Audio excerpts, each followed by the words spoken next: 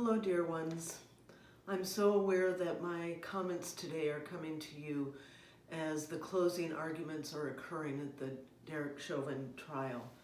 I've listened to some of it, and I'm sure that many of you, like I am, just are feeling unsettled and, if not traumatized, by just this sense of impending doom and pain that seems like it's permeating much of the Twin Cities. So what I want to lift up is the reality of what so many of us are feeling, and that things will be happening in the coming weeks as the verdict is handed down from the Chauvin trial. But I also want to lift up, as I have done previously, that intersection between racial justice and environmental justice, which used to be seen as so separate, and of course now we know are intersectional and are interrelated to one another.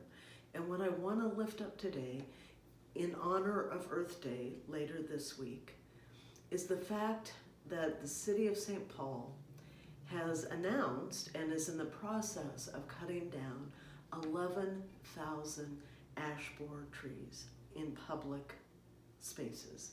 Now, that doesn't include the trees in private property, which will also be cut down, and it also doesn't include the 12,000 empty spaces that were previous trees like elms that have not been replaced.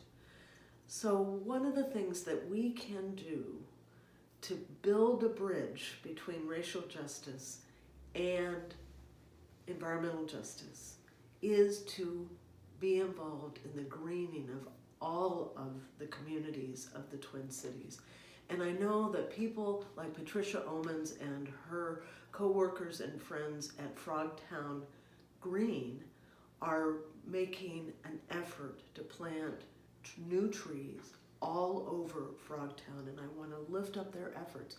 And I also want to lift up the efforts of Act for the Earth ministry team at Unity, which is going to be creating a community nursery for trees this summer that then they will disseminate to members of the community. And it's their hope to create this incubation nursery every late spring into the summer and then hand out trees to be planted by members of the community.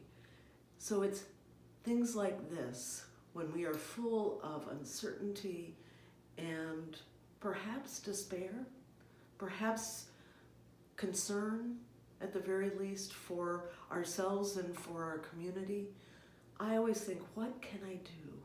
Well, one thing we can do is think about the earth, and we can plant things, we can grow gardens in our front yard and our backyard, and we can create beauty, because beauty inspires everyone. I'm thinking about a garden that we pass every morning on our way to the dog park, and how grateful I am for these gardeners who are absolutely dedicated to keeping this flower garden blooming from earliest spring with daffodils to late in the summer, and how inspiring that beauty that we pass by every morning is. So in the name of making more love and more justice in the world, I encourage you to plant a tree and make beauty. Thank you.